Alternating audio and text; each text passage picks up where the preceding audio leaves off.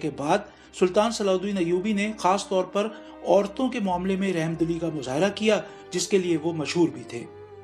سوال ذہن میں اٹھتا ہے کہ ان کا یہ جذبہ سچا تھا؟ ایسا معلوم ہوتا ہے کہ ایسا ہی تھا، اور وہ ان کو فروخت کر سکتے تھے یا اپنے فوجیوں کے حوالے کر سکتے تھے۔ یروشلم کی فتح کے موقع پر سلطان صلاح الدین ایوبی نے ہر اس اندازے کو غلط ثابت کیا جو شاید ماضی میں اس شہر میں ہونے والے واقعات کی بنیاد پر قائم کیے گئے تھے، اور یہی وجہ ہے کہ اسی یورپ میں جہاں انہیں اپنے زمانے میں خون کا پیاسا اور شیطان کی اولاد کہا گیا تھا، وہاں 20ویں اور 21ویں صدی میں ہیرو کا درجہ بھی دیا گیا۔ یہ وہی یروشلم تھا جس کی سن 1099 میں فتح کے بعد صلیبیوں کی یروشلم میں داخلے کے موقع پر یہاں ہر طرف لاشیں تھیں، اور مرد، عورتیں اور بچے کوئی فاتحین کی تلواروں سے محفوظ نہیں تھا۔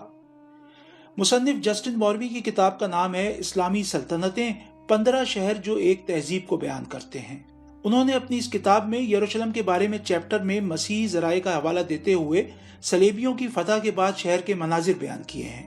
انہوں نے صلیبیوں کے رویے کی مثال کے طور پر ان کے ایک عہدیدار کا بیان یوں نقل کیا: زبردست مناظر تھے، ہمارے فوجیوں نے دشمنوں کے سر قلم کر دیے، کچھ کو زیادہ تکلیف دینے کے لیے آگ میں جھونکا گیا، گلیوں میں سروں، کٹے ہوئے پیروں اور ہاتھوں کے ڈھیر تھے۔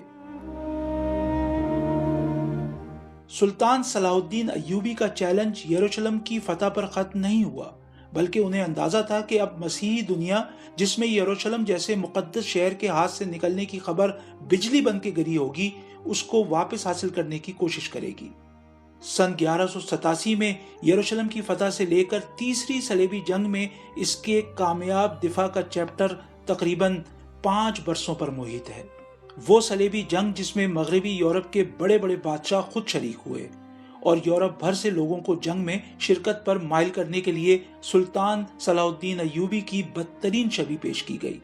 لیکن جنگ کے لیے آنے والے نہ صرف یروشلم حاصل کرنے میں ناکام رہے، بلکہ سلطان کی ایک مختلف تصویر لے کر واپس گئے، جو تمام پروپیگنڈے کے باوجود آج تک قائم ہے۔ مثال کے طور پر اسی اکتوبر میں ناروے میں سلاٹن ڈے، یوم صلاح الدین منایا جاتا ہے۔ BBC اردو سروس نے ناروے کے ایک ادارے ہاؤس آف لٹریچر سے رابطہ کیا جو سن 2009 سے بین الاقوامی سلاٹن ڈے منا رہا ہے۔ ان سے پوچھا کہ ناروے میں کسی کو صلاح الدین ڈے منانے کا خیال کیسے آیا۔ اس ادارے کی رکن اور صلاح الدین ڈے کی کیوریٹر اشلت لاپے گارد لاہن نے بتایا کہ اس خیال کا پہلی بار اظہار سن 2008 میں ناروے کے ایک قومی شاعر ہینرک ویرگے لینڈ کی 200 سالہ تقریبات کے دوران کیا گیا تھا۔ انہوں نے بتایا کہ ہینرک ویرگے لینڈ وہ شاعر تھے جنہوں نے ناروے کے آئین میں اس ترمیم کو متعارف کرانے میں اہم کردار ادا کیا تھا جس کے بعد یہودیوں کو اس ملک میں آنے کی اجازت ملی تھی۔ وہ مذہبی رواداری کی علامت سمجھے جاتے تھے۔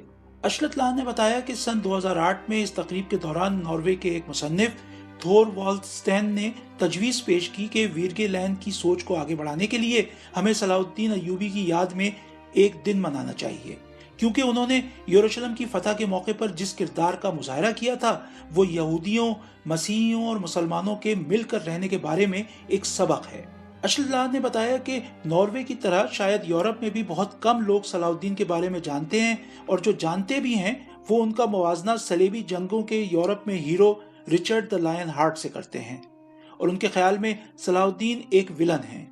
لیکن انہوں نے کہا کہ صلاح الدین ڈے کے ذریعے ہم یہ پیغام دینا چاہتے ہیں کہ ہر کہانی کے 2 رخ ہوتے ہیں۔ یہ بات صرف ناروے تک محدود نہیں۔ برطانیہ کی شاہی بحریہ نے پہلی جنگ عظیم کے دوران ایک جنگی جہاز کو HMS سلاڈن کا نام دیا، اور پھر سن 1959 اور 1994 کے درمیان برطانوی فوج نے سلاڈن کے نام سے ایک بختر بند گاڑی بھی بنائی۔ یہ وہی برطانیہ ہے جہاں سے بادشاہ رچرڈ دی لائن ہارٹ نے تیسری صلیبی جنگ میں مسیحی فوج کی قیادت کی تھی۔ جوناتhan فلپس لکھتے ہیں، میں کہوں گا کہ تاریخ میں کوئی اور ایسی مثال تلاش کرنا تقریباً ناممکن ہے جس میں ایک شخص نے کسی قوم اور مذہب کے ماننے والوں کو اتنی چوٹ پہنچائی ہو اور پھر بھی وہ ان میں مثبت طریقے سے مقبول ہو گیا ہو۔ فلپس لکھتے ہیں کہ سلطان صلاح الدین ایوبی کی سلطنت کے شمالی افریقہ سے شروع ہو کر مقدس مقامات اور شام کو اپنے اندر سموتے ہوئے آج کے عراق میں دریائے دجلہ تک اپنی سرحدیں پھیلانے کے عمل میں حیران کن حد تک مختلف مذہبی، نسلی اور سیاسی پس منظر کے لوگ شامل تھے۔ ان کی کہانی خونی جنگوں سے بھری ہے، لیکن یہ جنگیں ہمیشہ ایک مذہب کی دوسرے مذہب سے لڑائی نہیں تھی۔ اس کہانی میں مسیحی مسیحیوں سے اور مسلمان مسلمانوں سے لڑتے ہوئے ملیں گے۔ اس میں مسلمان اور مسیحی مل کر دوسرے مسلمانوں اور مسیحیوں سے لڑتے ہوئے ملیں گے۔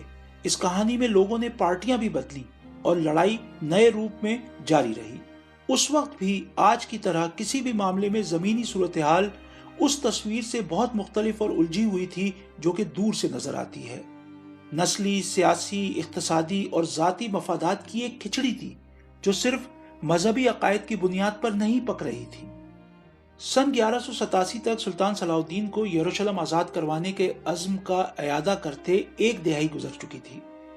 اب ان کے پاس شام اور مصر اور جزیرہ کے علاقے کے وسائل کے ساتھ ایک وسیع سفارتی نیٹ ورک بھی تھا کہ وہ پوری توجہ اس مشن پر لگا سکے۔ فلپس لکھتے ہیں کہ مسلمان حکمرانوں اور سرداروں سے نمٹنے میں صلاح الدین کا اتنا وقت لگ گیا کہ لوگ کہنے لگے کہ وہ اپنا اصل مقصد بھول کر مسلمانوں سے ہی لڑتے رہتے ہیں۔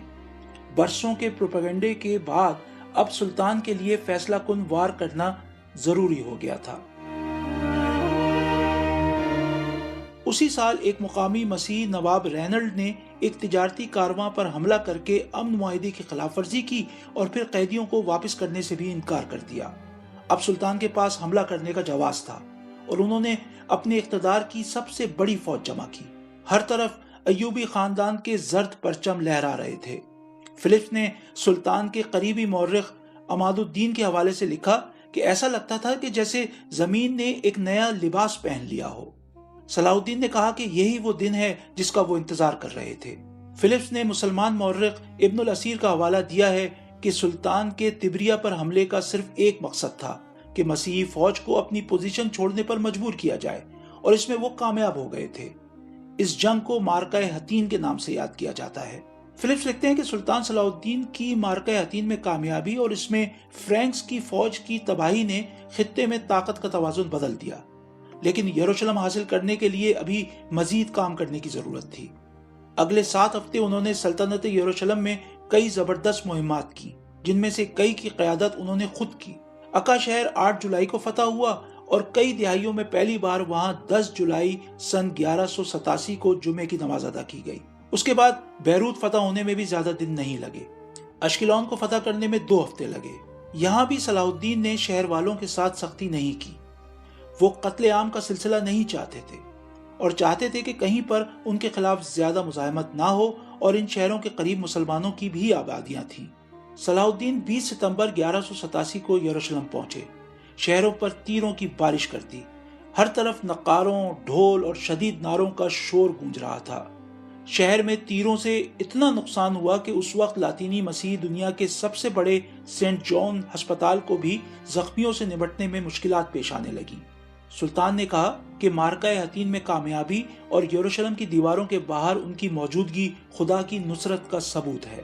سلطان نے اپنی تقریر کا اختتام اس عزم پر کیا کہ وہ یروشلم سے اس وقت تک نہیں جائیں گے جب تک ڈوم آف دا راک پر ان کا قبضہ نہیں ہو جاتا۔ مارکہ حطین میں شکست کے بعد کسی بھی مسیحی امدادی فوج کی آمد کا امکان ختم ہو چکا تھا۔ یروشلم کے بادشاہ تو مارکہ حطین میں قیدی بن گئے تھے اور ان کی جگہ شہر کے منتظم بالیان کو اندازہ ہو گیا تھا کہ کھیل ختم ہو گیا ہے اور ہتھیار ڈالنے کے لیے مذاکرات شروع کرنے کا وقت آ گیا ہے۔ شہر پر قبضے کے لیے خونی ٹکراؤ سے بچنے کے فوائد مسلمان قیدیوں کی زندگی اور مقدس مقامات کی سلامتی کی صورت میں واضح تھے۔ اس کے علاوہ اس صورت میں مسیحی قیدیوں کے لیے ملنے والے ممکنہ تاوان کی شکل میں مالی فائدے کا بھی امکان تھا۔ ہتھیار ڈالنے کی تاریخ 2 اکتوبر سن 1187 طے کی گئی، جو جمعے کا دن تھا اور شب معراج بھی تھی۔ اس تاریخ کی وجہ سے یروشلم کی فتح کا منظر دیکھنے کے لیے صوفیوں، درویشوں اور علماء کو بھی وہاں پہنچنے کا وقت مل گیا۔ ذرائع کے مطابق یروشلم شہر میں بچوں اور عورتوں کے علاوہ 60,000 مرد تھے۔ شہر کے مسیحی حکمران بالیان نے مختلف طبقات کی مدد سے 18,000 غریب افراد کے لیے 30,000 دینار کا بندوبست کیا۔ اگلے کچھ ہفتوں تک شہر میں لوگ اپنا سامان بیچ کر اپنی آزادی کے لیے پیسوں کا بندوبست کرتے رہے۔ فلپس نے لکھا ہے کہ سب کے لیے 10 دینار قیمت طے کرنے پر صلاح الدین تنقید کا نشانہ بھی بنے، کیونکہ امیر لوگ بآسانی یہ پیسے دے کر اپنے قیمتی سامان کے ساتھ یروشلم سے جانے میں کامیاب ہو گئے۔ لوگوں نے ایسے ایک امیر مسیحی عہدیدار کا قیمتی سامان ضبط کرنے کا مطالبہ کیا، لیکن صلاح الدین نے جواب دیا کہ وہ ایسا نہیں کریں گے، بلکہ انہوں نے ان لوگوں کو ان کی منزل تک پہنچنے میں سیکیورٹی بھی فراہم کی۔ مسیحی قبضے کے دوران تقریباً 9 دہائیوں میں تمام مقدس مقامات پر مسیحیت کی چھاپ لگ چکی تھی۔ سلطان نے ہر جگہ کو اسلامی تقاضوں کے مطابق بحال کرنے کا حکم دیا۔ مسلمانوں کی حکمرانی میں یروشلم میں 9 اکتوبر کو پہلی مرتبہ جمعے کی نماز ادا کی گئی۔ جمعے کی نماز کی امامت کے لیے سلطان کا فیصلہ دمشق کے قاضی اور شاعر محی الدین کے حق میں تھا، جنہوں نے 4 سال قبل یعنی سن 1183 میں حلب کی فتح کے موقع پر سن 1187 کی یروشلم کی فتح کا موازنہ تقریباً 550 سال قبل یعنی سن 638 میں مسلمانوں کے دوسرے خلیفہ کے دور میں اس شہر کی فتح سے کیا تھا۔